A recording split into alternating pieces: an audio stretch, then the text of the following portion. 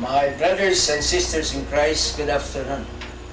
Sister Mercy, unsa ba ang atong topic for discussion karon adlaw? If I remember it right, no? Atong gi-announce natong isang semana ang topic for our discussion ni Brother Efren mauning nga immune system, man's natural healing, genetic keeper, and health protector. That is a very good topic for discussion. Nga angay yun kaayo kana sa atong information drive ni atong giingon o incorporate nga realignment therapy of divine healing.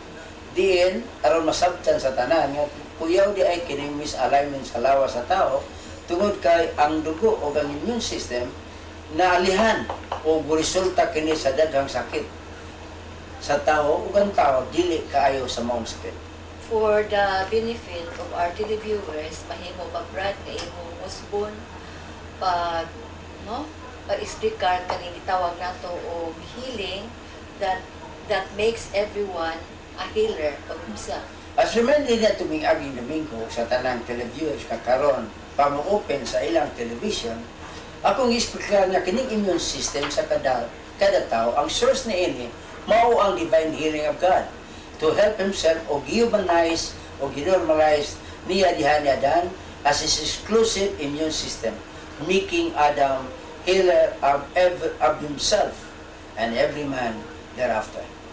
At tinuod ba Brad nga kada usa ka nato aduna tay immune system nga lahi sa uban? Tinuod ka na, Sister Mercy, kung doon naman galing 5 billion kataos tibuok kalibutan, basta ka nang gidaganon sa immune system.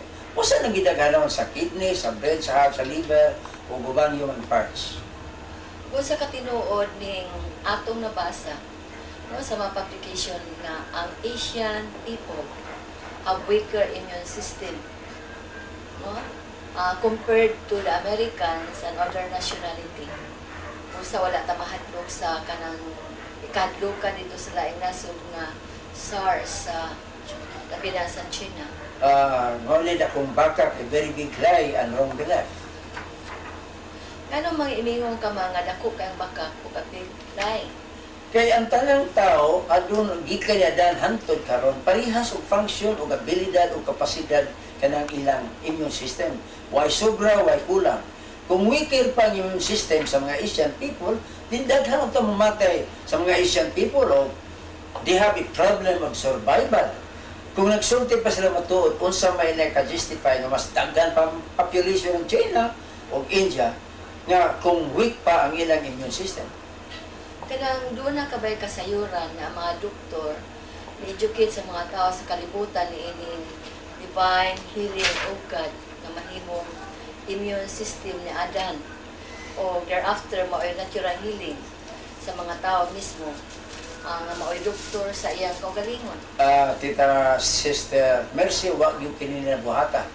Una, dili sila mubasa sa Biblia. Ikaduha, wala sila Adan kay ang kagikan kuno sa tao sa ilang scientific book mauman ang unggoy.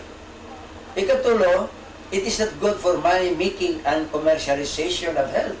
And medical world wanted to create an impression that they are the one healing people by their therapy and drugs, not people healing themselves.